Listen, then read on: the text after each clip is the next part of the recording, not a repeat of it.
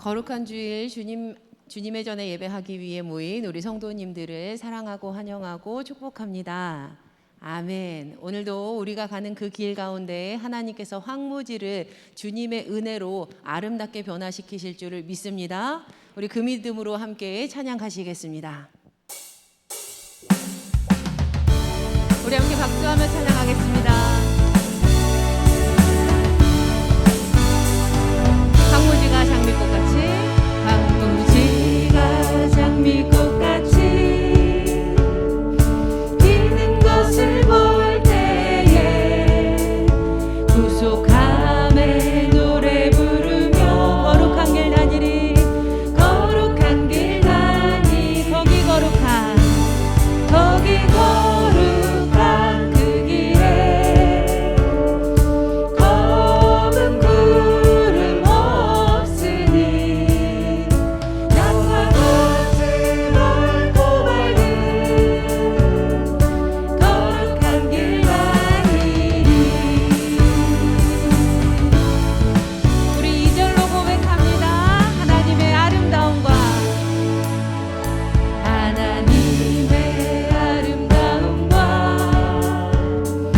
그의 영광 볼 때에 모든 괴로움 잊어버리고 거룩한 길 다니. 3절입니다. 마른 땅에 샘물 터지고 사막에 물을 흐를 때 기쁨으로 찬송 부르며 거룩한 길 다니리. 거기 거룩한 그 길에 검은 구름 없으니 낮과 같이 넓고 밝은 거룩한 길 다니. 거기 약한 짐승 없으니 두려울 것 없겠네. 평안함과 즐거움으로 거룩한 길 다니. 거기 죄인 전혀 없으니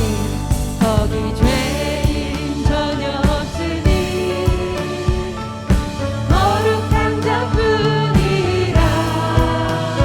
주님 주신 면류관 쓰고 거룩한 길 다니. 거기 거룩한 그 길에 검은 구름 없으니 낮과 같이 넓고 밝은 거룩한 길 다. 거기 거룩한 그 길에 검은 구름 없으니 낮과 같이 넓고 밝은. 우리 한 번 더 고백할까요? 거기 거룩한 그 길에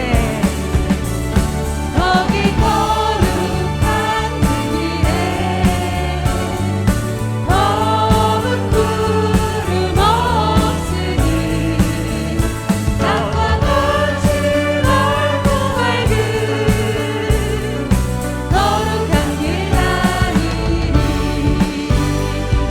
우리 주님께서 우리의 가는 길 가운데 거룩하고 밝은 빛을 비춰주실 줄 믿습니다. 우리 주님께 영광의 박수로 영광 올려드립니다. 할렐루야. 아멘.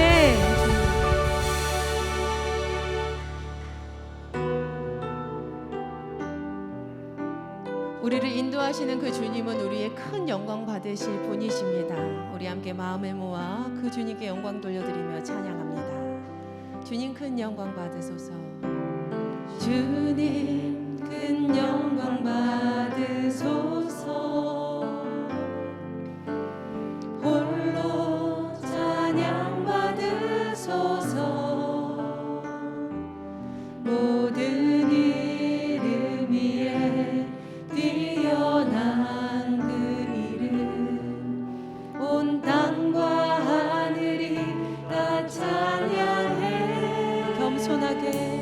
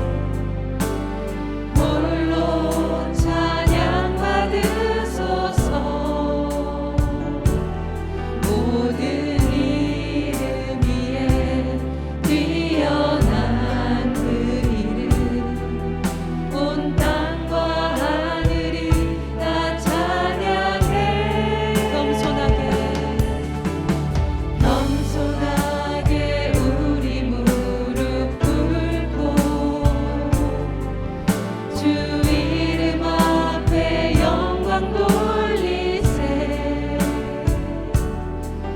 모두 절하세.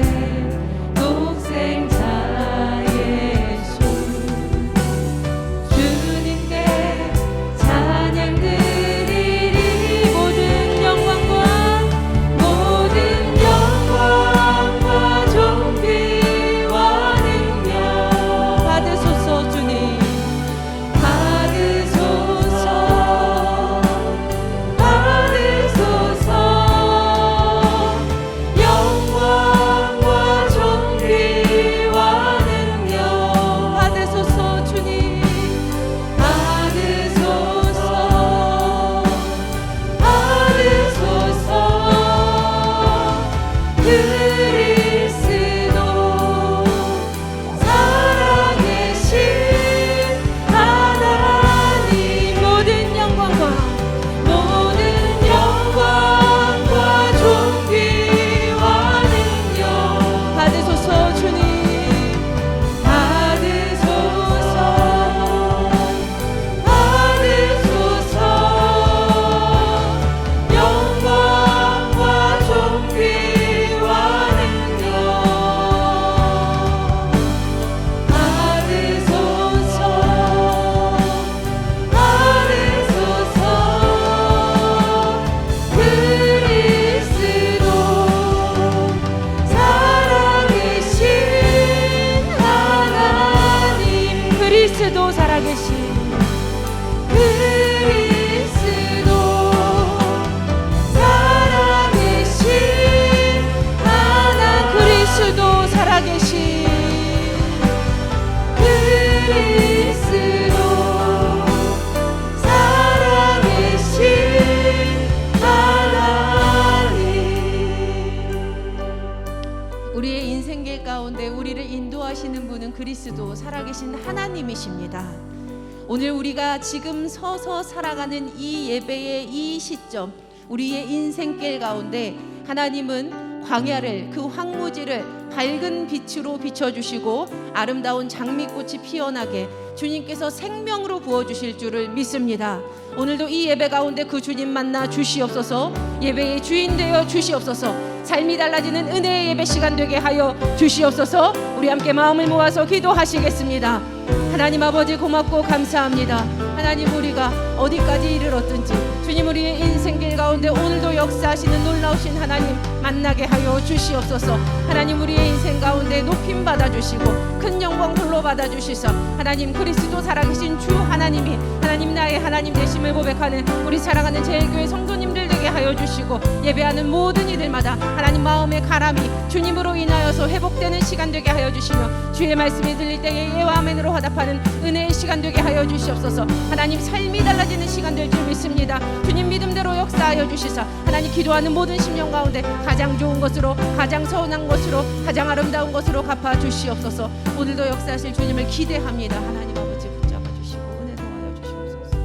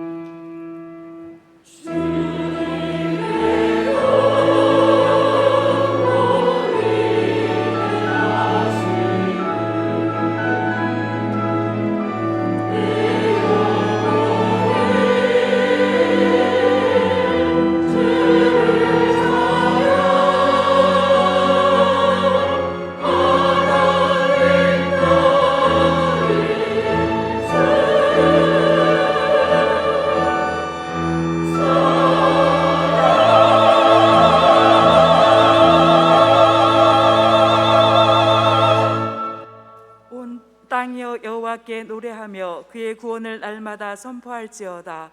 그의 영광을 모든 민족 중에 그의 기이한 행적을 만민 중에 선포할지어다. 아멘. 모두 자리에서 일어나 주님의 성령 찬송하겠습니다.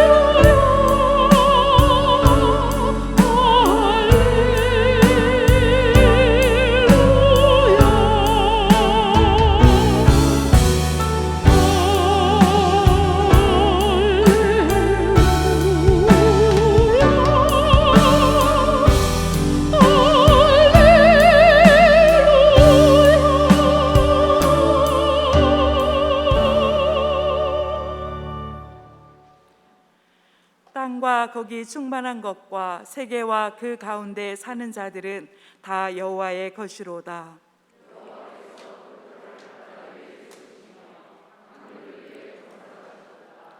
여호와의 산에 오를 자가 누구며 그의 거룩한 곳에 설 자가 누구인가?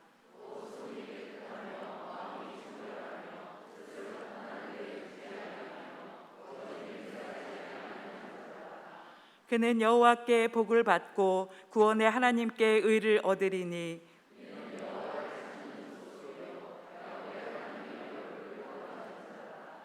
문들아 너희 머리를 들지어다. 영원한 문들아 들릴지어다. 영광의 왕이 들어가시리로다.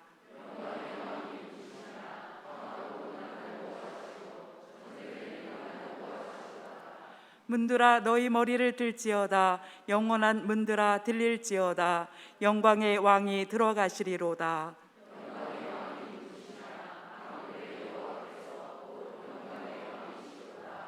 아멘.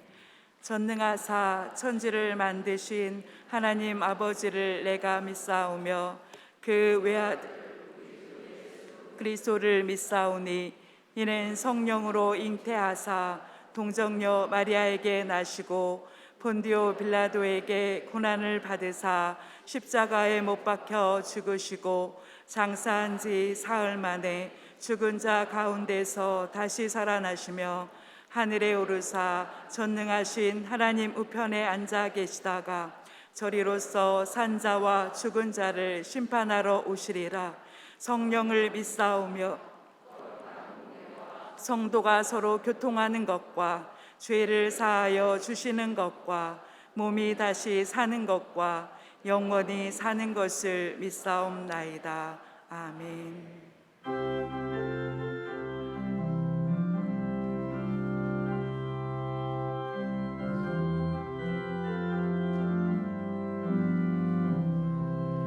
어디든지 예수 나를 이끌어 어디든지 예수 함께 가려네 예수 함께하니 가면 나가고 예수님과 동행하면 겁없네 어디를 가든지 겁낼 것 없네 어디든지 예수 함께 가려네 세상 친구 모두 나를 떠나도 주와 동행하면 외로움 없겠네 가는 길이 위태하고 험해도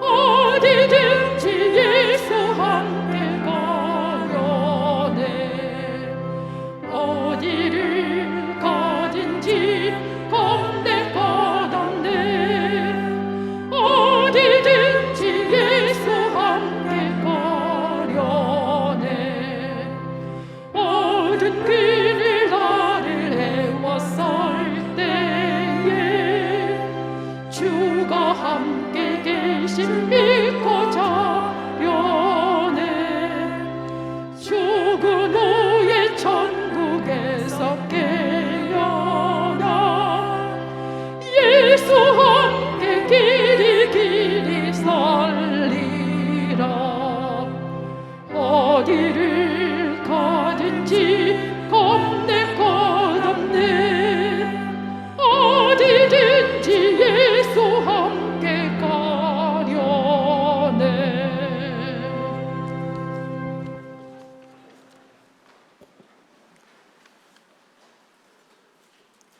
우리의 삶의 주인이 되시는 하나님 아버지, 한 주간도 저희를 품어주시고 예배 자리로 인도하심을 감사드립니다.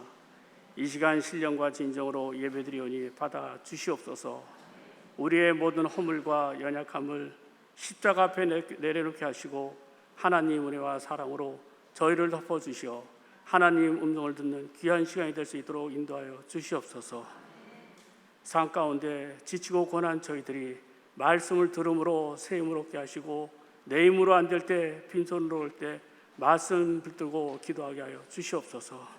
우리가 계획할지라도 하나님께서 허락하지 않으시면 어느 것 하나 이룰 수 없음을 고백합니다. 코로나 일상이 회복된 것 같으나 다시 다른 변이로 발생으로 주님께 드리는 예배가 소홀해지지 않도록 인도하여 주시옵소서. 3년 만에 대면으로 영화부 성경학교를 시작으로 교회학교 여름 행사가 시작되었습니다. 갈급한 대지에 단비를 내리시듯 우리 자녀들이 말씀으로 마음에 새겨 자로라 우러나 치우치지 않고 어두운 세상을 빛과 소을 감당하는 자녀들로 자라게 하여 주시옵소서. 청소년들은 국내 성례와 성지순례와 청년들은 수련을 통하여 인격적으로 하나님을 만나는 시간이 되게 하여 주시옵소서. 여름 행사를 위해 헌신하는 교사들을 기억하여 주시옵소서. 우리 교회 자녀들이 하나님께 풍성한 열매를 드릴 수 있도록 인도하여 주시옵소서. 다음 세대를 책임질 우리의 자녀들이 부흥되기를 중보하고 기도하고 있으니 풍성한 열매를 맺을 수 있도록 인도하여 주시옵소서. 말씀을 선포하시는 우리 목사님 영육간에 강건하게 하시고 성령의 권능으로 붙들어 주시고 은혜의 담비를 체험하는 귀한 시간이 되게 하여 주시옵소서. 말씀을 들고 마음에 새기며 경제적으로 육신의 즐거로 고통받는 자녀들이 회복되고 치유되는 한 주간이 되게 하여 주시옵소서. 예배를 위하여 보이지 않는 곳에서 헌신한 자녀들과 은혜의 축복 가운데 더 많은 일들을 감당하게 하여 주시옵소서. 길이요 진리요 생명이신 예수님 이름으로 기도드리옵나이다. 아멘.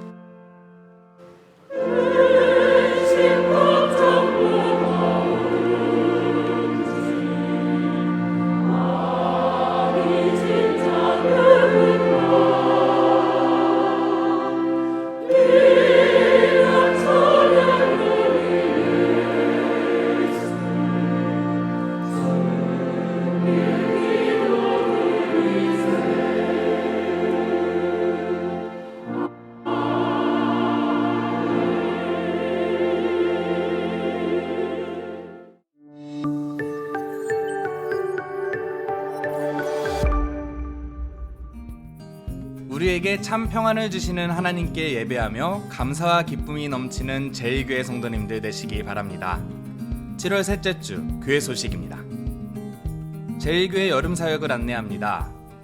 어제부터 시작된 영화부의 여름 성경학교가 오늘까지 우리 교회에서 있습니다. 유치부 아동부는 우리 교회에서 성경학교를 진행하고 청소년부와 청년부는 외부에서 진행합니다. 특별히 오늘 온 세대 예배 시 청소년부와 청년부의 수련회전 특송이 있습니다.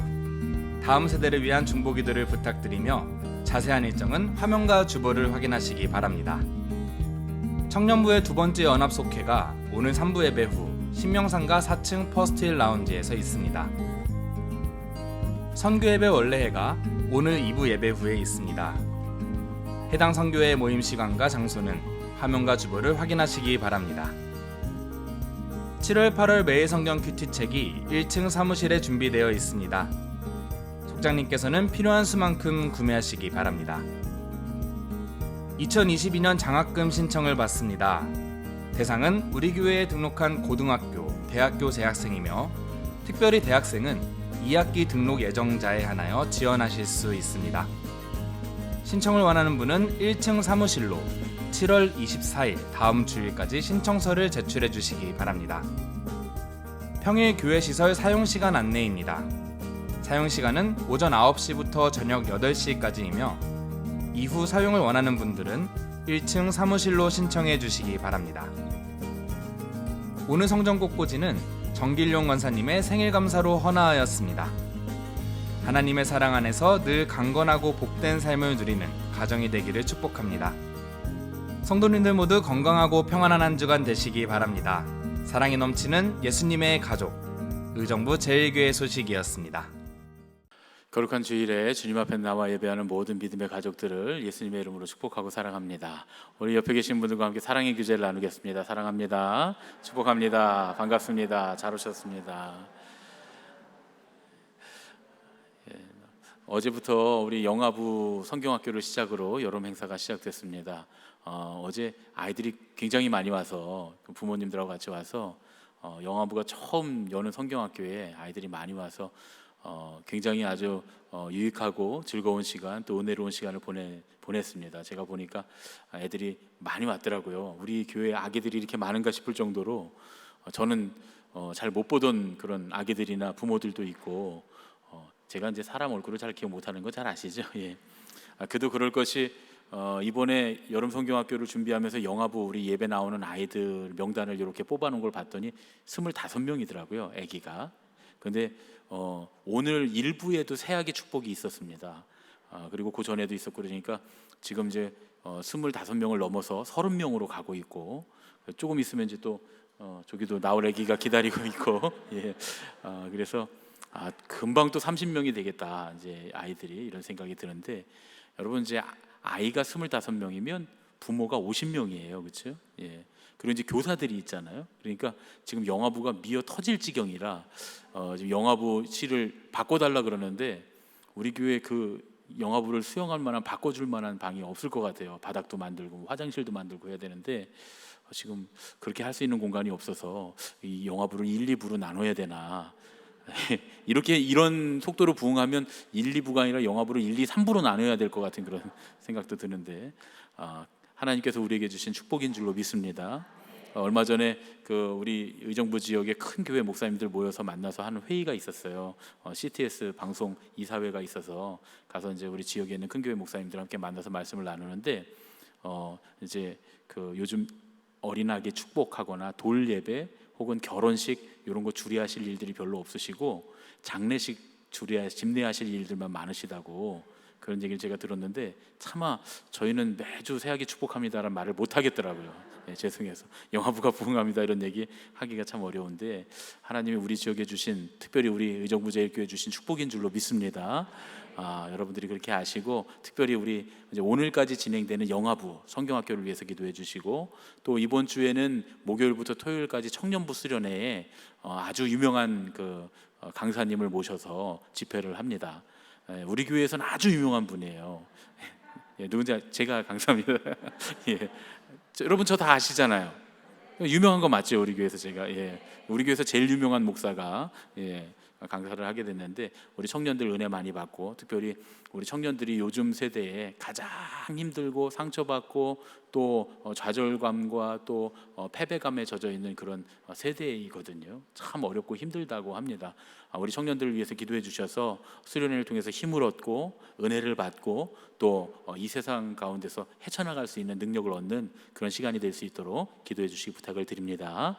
여러분들이 특별히 기도해 주시고 함께 후원도 많이 해주시고 참 영화부가 후원을 엄청 많이 받았대요. 처음 성경학교를 하는데 아마 제 생각에는 할머니들이 후원을 많이 하시지 않았을까 생각이 드는데 그 생각해 보니까 그러네요. 아이가 하나면 부모는 둘인데 할머니 할아버지는 네 분이잖아요, 그렇죠? 그러니까 영화부가 후원이 많이 되는 것 같은데 여러분 청년부, 중고등부, 아동부도 관심 많이 갖고 기도해 주시고 후원 많이 해주시기를 부탁을 드립니다. 예. 왜 아멘 적죠? 기도 열심히 해주시고 후원해 주시기 부탁드립니다. 아멘. 이제 하나님의 말씀을 함께 듣겠습니다. 모두 자리에서 일어나 하나님의 말씀을 듣겠습니다. 오늘 우리에게 주시는 하나님의 말씀은 창세기 33장 16절에서 20절 말씀입니다. 이날에 에서는 세일로 돌아가고 야곱은 숫곳에 이르러 자기를 위하여 집을 짓고 그의 가축을 위하여 우릿간을 지었으므로 그 땅 이름을 숫곳이라 부르더라. 야곱이 밧단아람에서부터 평안히 가나안 땅 세겜 성읍에 이르러 그 성읍 앞에 장막을 치고 그가 장막을 친 밭을 세겜의 아버지 하몰의 아들들의 손에서 베크시타에 샀으며 거기에 제단을 쌓고 그 이름을 엘렐로헤이 이스라엘이라 불렀더라. 이는 우리에게 주시는 하나님의 말씀입니다. 아멘.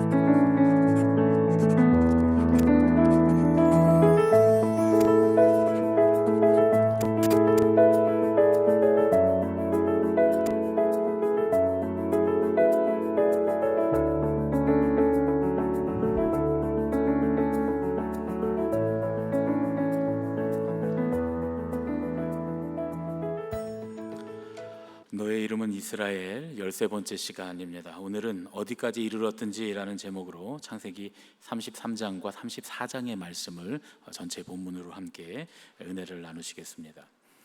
조시 맥도웰이라고 하는 사람이 쓴 내 인생을 바꾼 100가지 이야기라고 하는 책에 보면 헤드헌터라고 하는 제목으로 이런 글이 실려 있습니다. 제가 그대로 읽어드리겠습니다. 한 인재 스카우트 담당자, 즉 인재를 찾는 회사에 적절한 사람을 찾아내 연결해주는 헤드헌터가 내게 다음과 같은 이야기를 해 주었다. 의뢰를 받고 간부를 만나 스카우트하려 할 때 나는 일단 그를 무장해제시킵니다. 마실 것을 권하고 내 겉옷을 벗은 다음 조끼의 단추와 넥타이를 풀고 다리를 책상 위에 올려놓죠. 그리고 그가 편안해질 때까지 야구와 축구, 가족 등에 관한 이야기를 나눕니다. 그리고 그의 마음이 완전히 편안해졌다고 생각되면 그때 가까이 다가가 그의 눈을 똑바로 들여다보며 사는 목적이 무엇입니까? 라고 질문을 합니다. 그 질문에 최고 간부급에 속한 사람들이 힘없이 무너져 내리는 건 정말 놀라운 일이에요. 며칠 전에도 여느 때처럼 한 사람을 만났습니다. 그 사람을 무장해제시키고 그의 책상에 내 다리를 올려놓고 축구 이야기를 했어요. 그리고 몸을 기대며 물었죠. 밥, 무슨 목적을 가지고 살고 있나요? 그는 눈 하나 깜짝하지 않고 천국에 가는 거예요. 그리고 할 수 있는 한 많은 사람들과 함께 가는 거죠. 라고 대답하더라고요. 이 일을 하면서 내가 한마디도 못한 건 그때가 처음이었습니다. 이 책을 읽으면서 세상의 전문가들, 스카우트 전문가들도 인정하고 그런 목적이 이끄는 삶을 사는 그런 사람, 그런 신앙인이 있다는 건 참 자랑스러운 일이다라는 생각이 들었습니다. 대부분의 인재들이 다 무슨 목적을 갖고 살고 있나요? 삶의 목적이 뭔가요? 라고 물을 때 다들 흔들린다고 하는데 신앙을 가진 사람은 흔들리지 않았다라고 하는 그런 이야기죠.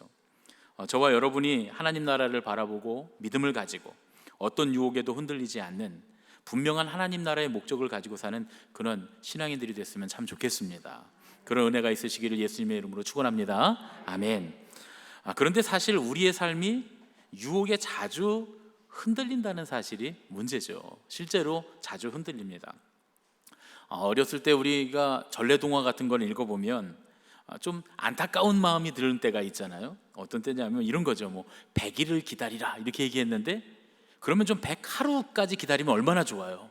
꼭 99일째 되는 날에 100일이다 하고 착각을 해서 열지 말라는 항아리를 여는 거예요. 그렇죠? 꼭 그렇습니다. 그래서 결국 모든 일을 다 망치죠. 어느 날 갑자기 예쁜 색시가 나타나서 그래서 산골에 없던 색시가 나타나서 집안일도 해주고 잘 도와주는 거예요. 그러면 그 아내가 오늘 밤에는 방안을 들여다보지 마세요. 그런단 말이에요. 그러면 안 들여다보고 그냥 밖에서 자면 좋잖아요. 꼭 굳이 가서 창호지 문을 뚫고 들여다보고 그래서 일을 다 망치지 않습니까? 애기 셋 날 때까지 옷을 돌려주지 마세요. 그랬으면 애기 셋 날 때까지 좀 기다렸다가 옷을 돌려주면 좋잖아요. 꼭 애 둘 낳는데 미리 옷을 돌려줘 갖고 결국은 다 망하고 말죠. 그런 모습 보면서 얼마나 안타깝습니까? 답답하죠. 왜 그럴까? 왜 저럴까? 좀만 더 기다리면 되는데 하루만 더 하지, 하나만 더 하지, 그런 생각이 듭니다. 그래서 급하게 하지 말고 충분히 해야지, 이런 생각들을 하는데 여러분, 그게 옛날 얘기가 아니라는 거 아시죠? 그게 바로 우리 얘기입니다. 우리가 조급해서 사실 그래요. 그렇게 조급한 우리에게 옛날 이야기는 교훈을 주는 거죠. 우리 선조들이, 우리 부모님들이, 할아버지 할머니가 우리가 하도 조급한 걸 보고서는 그런 재미있는 얘기를 만들어서 조급하면 안 된다, 충분히 해라, 이렇게 가르쳐주는 이야기들이 아마 옛날 이야기들이 그렇게 시작된 것이 아닐까 하는 생각을 해봅니다. 그런데 여러분, 오늘 야곱의 이야기도, 야곱도 이런 조급함이 있습니다. 야곱의 이야기를 보면서도 우리가 똑같은 답답함을 느끼게 됩니다. 어쩌면 야곱의 입장에서는 그럴 수도 있었을 것 같아요. 그런데 오늘 이 야곱의 그 실수가 아주 고통스러운 결과를 가져오고 맙니다. 오늘 야곱의 실수와 잘못을 바라보면서, 그 야곱의 조급함을 바라보면서 하나님께서 우리에게 주시는 은혜의 교훈이 무엇인지를 깨닫는 그런 시간이 되려고 합니다. 오늘 본문의 말씀으로 들어가 보겠습니다. 오늘 말씀은 야곱이 그의 형 에서와 화해하는 시점에서부터 시작이 됩니다. 야곱이 삼촌 라반의 손에서 벗어나서 자유의 몸이 된 후에 가장 근심하고 걱정하던 일은 형과의 만남이었습니다. 자기를 죽이겠다고 벼르고 있는 형을 만나서 어떻게 화해해야 할지가 야곱의 인생의 최대의 관건이었다라고 말할 수 있겠죠. 그러나 야복강가에서 하나님을 만나고 형과의 문제를 기적적으로 온전히 해결받았습니다. 생각했던 것보다 수월하게, 그리고 생각했던 것보다 빨리 문제가 해결됐습니다. 두 형제가 서로 부둥켜 안고 눈물의 화해를 함으로써 아주 간단하게 이 문제가 해결되고 맙니다. 그런 후에 에서가 야곱에게 자기가 있는 세일로 함께 가자고, 아버지 얼굴 보러 가자고 이야기를 합니다. 근데 야곱이 형의 제안을 정중하게 거절하고 잠시 세겜에 머무르면서 내가 좀 쉬었다가 천천히 따라가겠다고 이야기를 합니다. 야곱은 좀 쉼이 필요했던 것 같아요. 그럴 수 있겠죠, 여러분. 먼 길을 달려왔고 또 심한 마음의 고통을 겪었고, 그리고 심지어는 몸도 아프니까 이제 모든 갈등이 다 끝나고 하나님께서 약속하신 대로 다 이루어 주셔서 고향 땅으로 잘 돌아가기 때문에 더 이상 무리하지 않아도 되겠다, 이렇게 생각했을 수도 있을 것 같아요. 그런데 이것이 야곱에게 큰 실수가 되고 맙니다. 야곱이 당장 했어야 될 아주 중요한 일을 잊어버리는 거죠. 그 결과로 야곱은 큰 어려움과 곤란과 고통을 겪게 됩니다. 야곱이 세겜 땅에 머무르면서 짐승의 우리를 짓습니다. 세겜의 아버지인 하몰의 아들들에게서 은전 100개를 주고 밭을 사서 그 밭에 자기가 머물 장막을 멋있게 칩니다. 그리고 그곳에 멋들어진 제단을 쌓고서 엘 엘로의 이스라엘, 하나님, 이스라엘의 하나님, 전능하신 하나님께서 다스리실 것이다 라고 외치면서 그곳에서 예배를 드립니다. 정말 훌륭하게 일을 다 마무리했구나, 이렇게 생각했을 것 같아요. 라반의 손에 벗어나서 하나님께서 약속하신 땅으로 돌아오고 하나님으로부터 기도의 응답을 받고 철천지 원수됐던 형과 극적인 화해를 했으니까 이제는 이 땅에 정착해서 하나님께 단을 쌓고 자기의 삶을 풍요롭게 영위하기만 하면 된다고 생각했을 거예요. 여러분, 누가 보더라도 이건 완벽한 삶이지 않습니까? 특히 신앙을 가진 우리에게는 정말 가장 완벽한 삶의 모형이 될 수도 있겠다 싶은 그런 모습이었습니다. 그런데 그렇게 모든 것이 완벽하게 이루어진 것 같았을 때, 바로 그때, 바로 모든 것이 완벽하게 이루어졌던 그곳에서 큰 문제가 생깁니다. 야곱의 자녀 중에서 홍일점, 유일한 딸, 오빠들이 정말 사랑하고 아끼던 외동딸 디나가 세겜 땅에 소녀들을 구경하러 나갔다가 하몰의 아들 세겜에게 봉변을 당하고 납치돼 버리고 맙니다. 그런데 이게 어찌할 수 없는 게, 야곱이 부자이긴 하지만 그저 야곱은 한 가족의 족장일 뿐이고 세겜은 가나안 땅의 큰 도시국가였습니다. 세겜의 세력이 야곱 가족의 세력보다 훨씬 더 큰 세력이죠. 잘잘못을 논할 수 있는 수준이 아니었다, 그런 이야기입니다. 더욱이 야곱의 아들들이 양을 치러 멀리 집을 떠나 있으니까 만약에 싸움을 걸려고 해도 야곱 혼자서는 세겜하고는 도저히 상대가 되지 않았을 거죠. 그런 상황에서 야곱은 세겜을 향해서 한마디 항변조차 할 수가 없었습니다. 야곱의 아들들이 돌아와서 이 상황 자체를 보고는 굉장히 분노합니다. 도저히 있어서는 안 되는 일이 일어난 거죠. 문자적으로 볼 때 우리가 레아의 출산 이야기를 함께 나눌 때 디나라고 하는 이름이 공의라는 뜻이라고 했습니다. 레아가 이 딸을 낳고서 하나님은 공의로우신 분이다, 이렇게 찬양했다고 했죠. 그런데 디나가 세겜에게 추행을 당했다? 이건 이스라엘의 공의가 세겜으로 인해 심각하게 훼손되었다는 말입니다. 문자적으로 보면 그런 의미예요. 이방인들에게 하나님의 공의가 조롱당했던 거예요. 바로 이 일이 지금 이스라엘 가족들 안에서 느껴지고 있는 분노였습니다. 야곱의 가족이 느끼는 분노는 디나가 추행을 당하고 납치됨으로써 이스라엘이 세겜에게 공의를 훼손당한 그 충격에서 오는 분노였다라고도 말할 수 있는 것이죠. 그런데 이런 이스라엘의 분노를 아는지 모르는지 세겜의 아버지 하몰이 자기 아들이 디나를 사랑하니까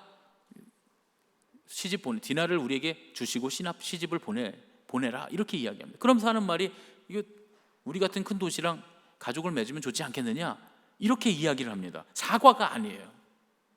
사과부터 했어야죠. 미안하다, 잘못했다, 우리 아들이 실수를 했다, 그게 아니에요. 사과가 아니라 오히려 잘된 거 아니냐 라면서 이게 기회라는 식의 제안을 합니다. 불에 기름을 끼얹는 것 같은 그런 태도였습니다. 얼마나 화가 났겠어요. 이 형제들과 가족들이 분노를 참을 수가 없었지만 정면 대결로는 도저히 이길 수 없다라고 생각한 야곱의 아들들이 꾀를 냅니다. 하몰의 제안을 받아들이는 척하면서 한 가지 제안을 합니다. 세겜의 모든 남자들이 자기들과 같이 할례를 받으면 그들의 제안대로 하겠다는 거예요. 그 이야기를 들은 하몰이 가서 야곱이 부자인데 그 부자가 우리 도시에 들어오면 우리가 많은 이익을 얻지 않겠느냐 이러면서 세겜 사람들을, 남자들을 다 설득을 해서 세겜의 남자들이 전부 다 할례를 받게 됩니다. 그리고 세겜 사람들이 할례를 받은 지 3일째 되는 날 가장 고통이 극에 달했을 때 야곱의 아들들이 밤에 몰래 그 칼을 들고 성을 습격해서 세겜의 모든 남자들을 다 학살하고 동생 디나를 구출해서 돌아옵니다. 표면적으로 보면 전략을 잘 짜서 전투에 승리한 거예요. 전쟁에 승리한 겁니다. 기뻐할 일인데 아버지가 그 아들들을 보면서 수고했다, 애썼다, 잘 싸웠다, 전쟁에 이겼구나 하지 않고 큰 화를 냅니다. 이제 야곱의 집이 마냥 이걸 기뻐할 일이 아니었다는 거예요. 야곱의 집은 모든 가나안 사람들로부터 공격당할 심각한 위험에 처하게 되었다는 겁니다. 세겜 사람들에게 이스라엘이 행한 이 일은 모든 가나안의 도시국가들로부터 견제받기에 아주 충분한 사건이었습니다. 여호수아서를 읽어보면 우리가 기브온에 관한 이야기를 읽을 때 가나안 도시국가들이 일종의 연방체제를 구축하고 있는 걸 볼 수가 있습니다. 한 도시국가가 외부의 침략을 받으면 가나안의 모든 도시국가가 함께 침략받는 도시국가들을 도와줍니다. 아브라함 때에 이미 그런 일이 있었지요. 그래서 결국 소돔과 고모라를 비롯한 그 도시국가들이 크게 패망하는 그런 걸 봤습니다. 또 반대로 한 도시국가가 배신을 하면 모든 도시국가가 쳐들어가서 그 배신한 도시국가를 응징하기도 합니다. 여호수아에서 보면 기브온이 그랬잖아요. 기브온이 배신을 하고 이스라엘과 동맹을 맺었다는 이야기를 듣고 모든 도시국가들이 기브온을 쳐들어옵니다. 그래서 여호수아에게 구조를 요청하자 여호수아의 군대가 가서 이 남쪽 지역에서 이 가나안 군대를 다 파멸시키는 그런 전쟁을 벌이게 되는 그런 과정을 볼 수 있습니다. 이러한 가나안 도시국가의 연합체제를 알면 지금 이 야곱의 상황이 굉장히 심각하게 돌아가고 있다는 사실을 알 수가 있는 거예요. 그래서 야곱이 승리하고 돌아온 아들들에게 환대하고 그들을 칭찬하기는커녕 너희들 왜 아버지를 죽이려고 하느냐 하면서 노발대발했던 겁니다. 처음에 제가 이 모든 위기가 야곱의 한 가지 실수에서 왔다고 말씀드렸습니다. 매우 중요한 것, 가장 중요한 것 하나를 잊어버렸다고 말이죠. 그러면 야곱의 실수가 무엇이기에 이렇게 큰 문제를 만들고 어려운 결과를 가져온 것일까요? 우리 모두가 다 아는 바와 같이 야곱이 하나님과 맺었던 한 약속과 관련이 있습니다. 야곱은 분명히 창세기 28장에서 하나님께 서원을 했어요. 하나님께서 약속대로 자기와 함께 계셔서 자기가 가는 길에서 지키시고 먹을 것과 입을 옷을 주시고 평안히 가나안 땅에 돌아오게 하시면 하나님을 나의 하나님으로 모시고 베델에 세운 이 기둥을 주춧돌로 하나님의 전을 세우고 하나님께 11조를 드리며 예배하고 경배하겠다고 약속했었습니다. 이 약속을 지키는 일이 야곱이 꼭 했어야만 했던 가장 중요한 일이었다, 그런 이야기죠. 그런데 야곱이 조금만 더 가면 되는데, 베델까지만 가면 되는데 세겜에서 머물러 버립니다. 세겜에서 베델은 지금 야곱이 걸어온 길을 생각하면 먼 거리가 아니에요. 정말 100일 중에 99일 왔는데 하루 못 간 겁니다. 자기 인생의 가장 중요한 문제들이 다 해결되었다고 하는 안도감에 또 너무 피곤하고 몸이 아파서 조금 쉬어가야 되겠다라는 이유로 반드시 해야 될 일을 하지 않고 자기가 보기에 괜찮은 땅에 정착하기를 먼저 하는 잘못된 선택을 했다, 그런 얘기입니다. 여러분, 하나님께서 야곱의 상황을 어떻게 만드셔서 어렵게 하신 게 아니에요. 하나님께서 우리가 유치하게 생각하는 것처럼 하나님이 약속을 안 지켰으니까 야곱에게 벌을 주셨다, 그런 이야기가 아닙니다. 야곱이 하나님하고 약속 지키지 않아서 하나님께 벌을 받았다, 그런 얘기가 아니에요. 야곱 자신이 하나님과의 관계, 하나님과의 약속의 관계를 미뤄둠으로써 하나님과의 관계가 멀어짐으로 스스로 어려운 형편에 빠지게 되었다는 것이죠. 이 사실이 굉장히 중요한 것입니다. 형 에서를 만나러 갈 때는 절뚝거리면서도 하나님을 의지하고 맨 앞으로 나아가서 담대하게 목숨을 걸었던 이 야곱이 이렇게 하나님과의 약속을 뒤로 밀어둠으로써 실수하여 스스로 이방인들에게 수치를 당하고 조롱당하고 심지어 그들을 두려워하며 벌벌 떠는 그런 부끄러운 모습으로 전락했다, 그런 얘기입니다. 사람과의 관계에서는 성공했지만 하나님과의 관계에서 실패한 결과가 바로 오늘 야곱의 모습입니다. 이 일을 우리가 신앙의 눈으로 가만히 보면 이 사건 안에 아주 깊은 의미가, 영적인 의미가 숨겨져 있다는 걸 알 수 있습니다. 야곱이 실수한 근본적인 원인이 무엇이었는가? 야곱이 잘못한 건 그저 하나님과의 약속을 어기고 세겜에 머물렀다 정도의 차원이 아닌 거예요. 우리는 근본적으로 야곱이 설정한 인생의 방향을 볼 수 있어야 합니다. 목적과 목표가 잘못 설정된 야곱의 삶의 방향 말이죠. 하나님은 그걸 말씀하고 계시는 거예요. 야곱이 밧단 아람을 떠나서 가나안 땅으로 오면서 그의 목적이 어땠습니까? 아주 세상적인 것이었습니다. 가나안 땅으로 들어가서 풍족하고 부유하게 살면 그 목적이 달성되는 거였어요. 그런데 거기에 가장 큰 걸림돌이 형이었습니다. 언제 자기를 죽이려고 달려올지 모르는 그런 형이 자기 삶의 목적, 평안하게 가나안 땅에서 부를 누리면서 살겠다고 하는 그 목적의 가장 큰 걸림돌이 되었던 것이죠. 그런데 결국 하나님께서 도우셔서 이 문제가 아주 간단하게 해결됩니다. 그러니까 야곱은 이미 자기 목표와 목적을 다 달성한 거예요. 그래서 야곱이 다 됐다, 이제 다 됐구나 라고 생각했던 겁니다. 그래서 자기 짐을 풀고 정착하고 자기 마음의 고삐를 늦추고 그리고 신앙의 고삐마저 늦추어 버렸던 것이죠. 이것이 바로 현실과 상황, 문제와 현상에 집중하는 우리가 아주 자주 실수하는 신앙의 태도입니다. 우리 삶에 어떤 문제가 생기면요, 우리는 매번 누구보다 믿음 있는 사람으로 돌변합니다. 아침 저녁으로 기도하고 예배마다 나와서 열심을 갖고 눈물을 흘려가면서 예배를 드립니다. 어떤 때는 정말 목숨 걸고서 나무 뿌리를 뽑을 듯 그렇게 기도하기도 하죠. 물론 그런 게 잘못되었다는 이야기는 아닙니다. 당연히 우리 앞에 닥친 문제에 우리는 신앙의 태도를 가다듬고 열심히 기도해야 하는 것이 맞습니다. 그건 맞죠. 그런데 중요한 건 그게 아니라 그런 문제가 너무 오랫동안 해결되지 않거나 혹은 반대로 너무나 쉽게 간단하게 잘 해결되고 나면 이 두 모든 경우에 공이 우리의 신앙이 흐트러지고 느슨해진다는 겁니다. 끝까지 꾸준하지 못하고 중도에 낙심하거나 아무리 기도해도 안 되니까 중도에 낙심해버리거나 아니면 너무 순식간에 잘 돼서 반대로 교만해져서 난 다 잘 되는구나, 마땅히 주님께 드려야 될 기본적인 신앙의 태도조차 잘 감당하지 못하게 되는 것, 그것이 바로 문제와 상황과 현상에 집중하는 신앙의 태도입니다. 그런 신앙은 외형은 좋은 신앙인처럼 꾸며져 있지만 그 안에는 하나님이 아닌 다른 목적이 가득한 거죠. 마치 야곱이 엘로에 이스라엘, 보기에도 좋은 제단을, 의리의리한 제단을 쌓고 하나님을 예배한다고는 했지만 실제로 그 가정 안에는 우상이 득실득실했던 것처럼 겉모양만 신앙인인 거짓 신앙인이 될 수 있다, 그런 얘기입니다. 우리의 목적이 어디에 있느냐, 우리의 목표가 어디에 있느냐에 따라서 말이죠.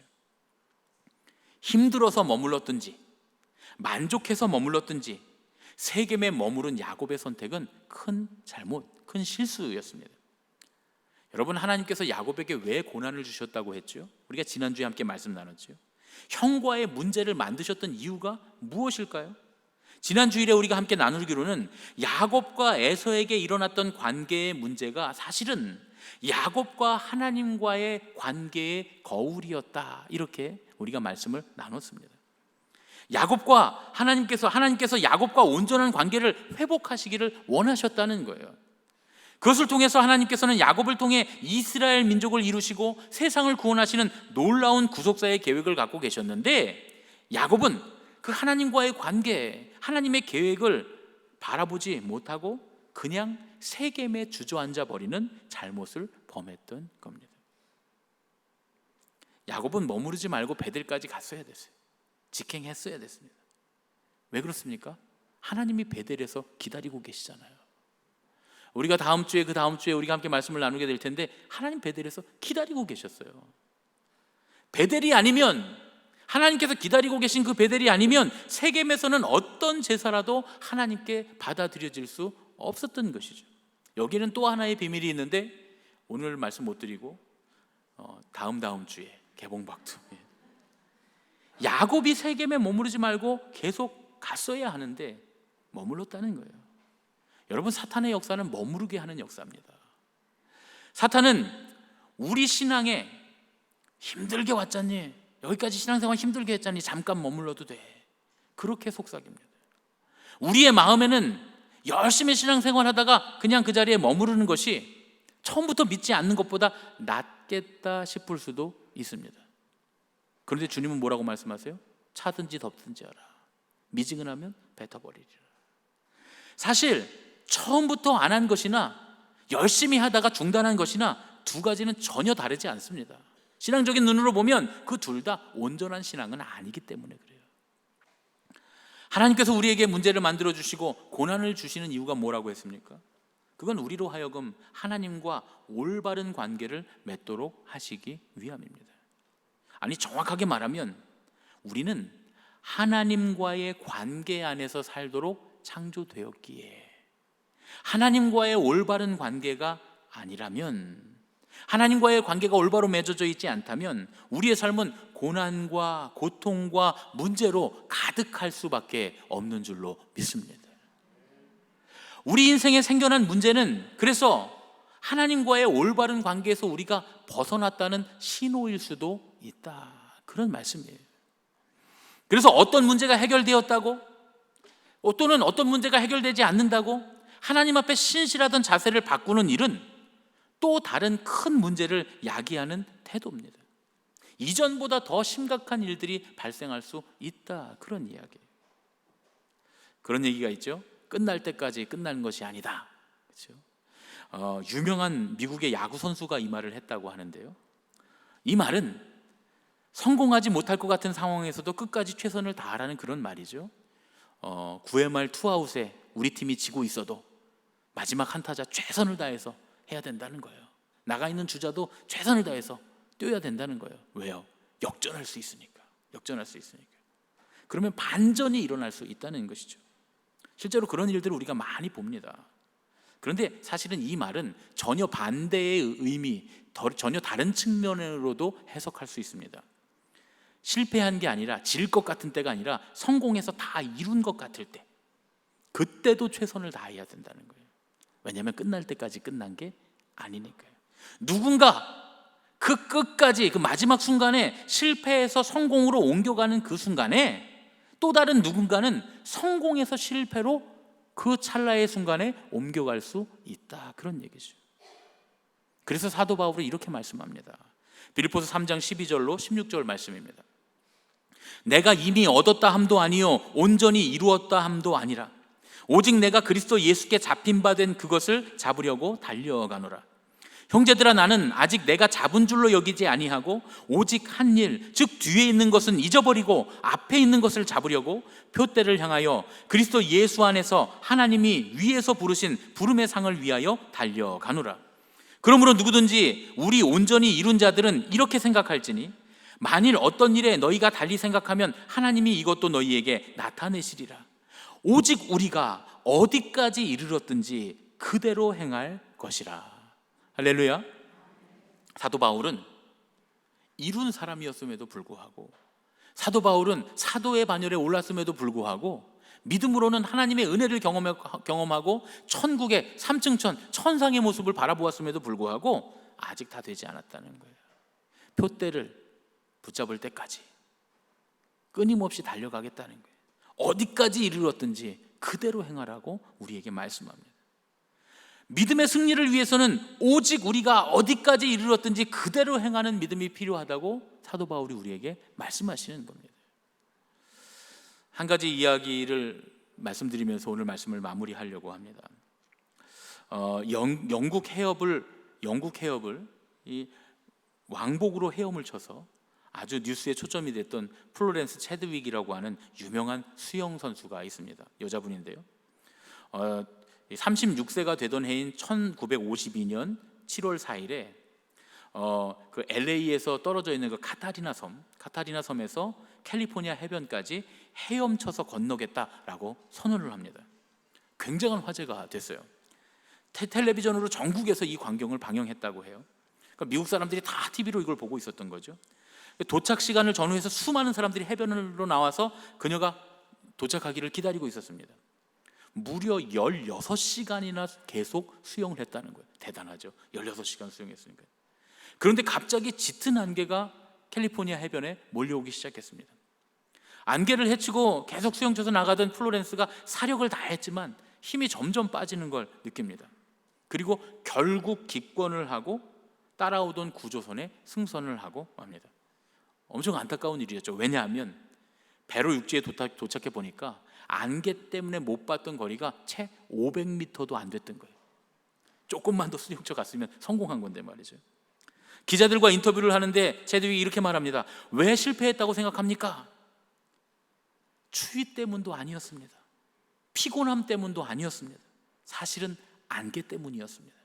더 정확하게 말하면 안개 때문에 목표를 볼 수가 없었기 때문이었습니다. 그녀가 목표 지점, 그 해변, 캘리포니아 해변을 볼 수만 있었으면 어떻게든 도착했을 거라는 거예요. 그런데 안개가 장애물이 되고 결국 안개를 바라보다 보니까 그걸 극복하지 못하고 실패하게 되었다는 이야기죠. 플로렌스 체드윅이 수영으로 그 LA 해변 횡단을 실패하고 꼭 2달 만에 재도전을 하게 됩니다. 바닷물이 이전보다 더 차가웠다는 거예요. 그리고 두 번째 도전하던 날은 안개가 이전보다 더 많이 끼었답니다. 해변 전체를 짙게 안개가 덮고 있었다는 거죠. 훨씬 악조건이었는데 두 번째 시도에서는 성공을 합니다. 기자들이 질문합니다. 이번에 어떻게 성공할 수 있었습니까? 그랬더니 플로렌스 체드윅이 이렇게 대답합니다. 예, 이번에는 제 마음에 분명한 목표가 보였습니다. 안개 너머의 아름다운 캘리포니아 해변의 광경이었습니다. 짙은 안개에도 불구하고 분명한 목표를 마음으로 보고 있었다는 거예요. 마음의 눈으로 캘리포니아 해변의 아름다운 광경을 미리 내다보고 있어서 성공할 수 있었다는 겁니다. 우리 옆에 있는 분들과 이렇게 인사하겠습니다. 안개를 바라보지 말고 목표를 바라봅시다. 안개를 바라보지 말고 목표를 바라봅시다. 할렐루야. 안개를 바라보지 말고 목표를 바라봅시다. 여러분, 진정한 우리 인생의 목표가 뭡니까? 내 상황, 내 형편, 나의 문제가 해결되는 것이 우리에겐 가장 큰 바람일 수는 있겠어요. 하지만 그런 바람이 우리의 목표가 될 수는 없습니다. 그게 우리의 목표가 된다면 우리는 많은 유혹들에 흔들릴 수밖에 없게 됩니다. 하나님께서 우리에게 가장 바라시는 게 뭡니까? 하나님과의 온전한 관계의 회복입니다. 그게 목표가 된다면, 하나님과 온전한 관계를 맺고 살아가는 것이 우리의 목표가 된다면 우리는 중심이 흔들리지 않는 사람이 될 수 있는 줄로 믿습니다. 이건 하나님과의 우리와의 관계, 온전한 관계는 상황이나 문제나 환경이나 어떠한 조건에서도 바뀌지 않기 때문이죠. 때로는 우리가 고난을 당하고 고통을 당해도 하나님과 우리와의 올바른 관계가 맺어져 있다면 그 고난과 고통이 우리를 흔들 수 없다, 그런 이야기입니다. 우리의 목표를 온전히 보지 못하게 하는 안개가 뭡니까? 우리의 문제, 우리 앞에 벌어진 현상들, 현실, 상황들, 혹은 너무 우리가 복을 많이 받아서 만족스럽게 안락하고 만족하는 것, 그것도 안개가 될 수 있습니다. 아니면 오늘 야곱처럼 이만하면 됐다 라고 하는 마음에서 들려오는 속삭임일 수도 있습니다. 오늘 이 시간에 이런 모든 안개들을 뛰어넘어 하나님과의 관계라고 하는 온전한 목표를 바라보는 그런 믿음이 되시기를 축복합니다. 어디까지 이르렀든지 신앙생활에 최선을 다하는, 기도하던 사람들은 계속 기도하고, 말씀을 묵상하고 결단하던 사람들은 계속 묵상하고 결단하고, 하나님의 뜻대로 살아가던 사람들은 계속 그대로 살아가고, 봉사하고 헌신하던 사람들은 계속 봉사하고 헌신하면서 하나님과의 관계를 굳게 맺고 살아갈 때, 그때 신앙생활에 최선을 다하며 어디까지 이르렀든지 그대로 행하는, 표대를 잡는 그런 신앙이 될 줄로 믿습니다. 그런 저와 여러분이 되시기를 예수님의 이름으로 축원합니다. 아멘. 부르신 곳에서 우리 함께 찬양하고 기도하고 결단하겠습니다.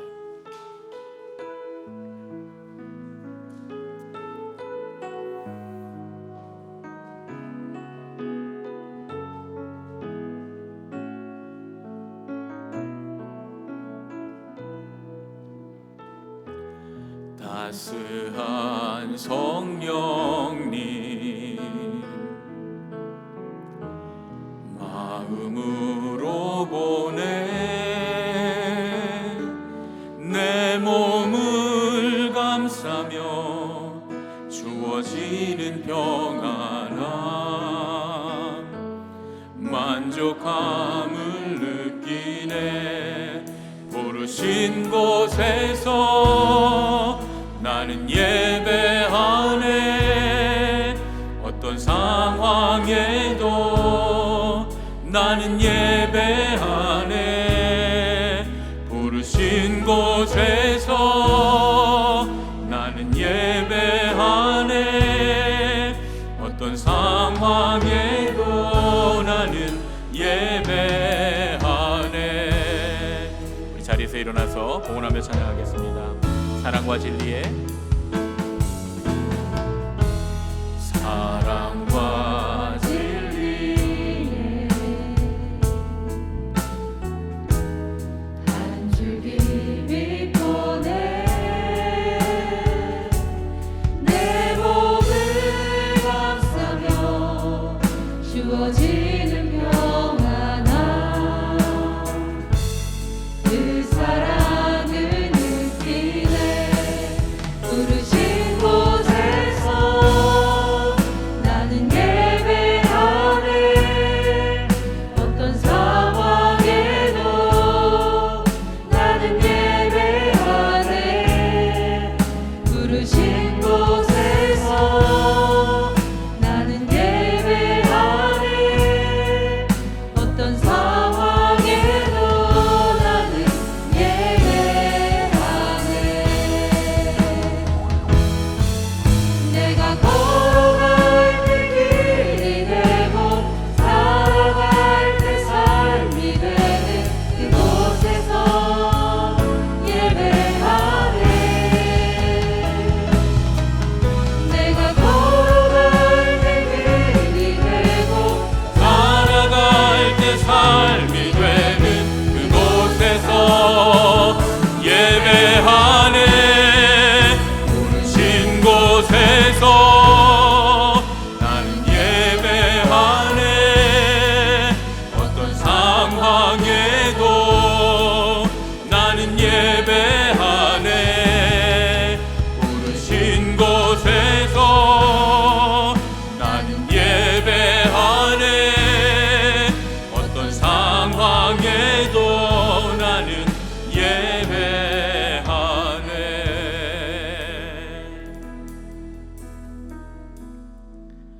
우리가 주님과 온전한 관계 속에서 살아가기를 바라시는 하나님 아버지, 우리에게 한없으신 은혜를 베풀어 주심에 감사드립니다. 우리의 삶에 문제가 닥쳐왔을 때 주님과의 관계를 먼저 점검해 볼 수 있는 믿음이 되도록 우리를 인도하여 주시옵소서. 때로 우리의 기도가 응답되지 않는 것 같은 때에, 때로는 모든 것이 술술 풀려가는 것 같은 때에도 낙심하거나 혹은 교만하여 주님과의 관계를 소홀히 하는 어리석은 믿음이 되지 않도록 우리를 붙들어 주시옵소서. 어디까지 이르렀든지 끝까지 표대를 향해 달려가는 믿음이 되도록 우리를 이끌어 주시옵소서. 오늘도 우리에게 베풀어 주신 주님의 사랑에 감사하며 주님 앞에 예물을 드립니다. 이 예물을 드리는 손길과 가정마다 주님께서 인도하시는 은혜를 경험하게 하여 주시옵소서. 주님께서 채우시고 돌보시고 이끌어 주심을 간증하는 인생, 그런 가정들이 다 되도록 인도하여 주시옵소서. 이제는 우리 주 예수 그리스도의 은혜와 하나님 아버지의 지극하신 사랑과 성령님의 감화하시고 인도하심이 하나님과의 올바른 관계로 우리를 초청하시는 그 부르심에 응답하며 어디까지 이르렀든지 최선을 다하는 신앙의 삶을 살아가기를 원하는 예수님의 가족들, 우리 제일교회 모든 성도들, 이 예배에 참여한 모든 예배자들 머리 위에 이제로부터 영원까지 함께 하시옵기를 예수님의 이름으로 축원하옵나이다. 아멘.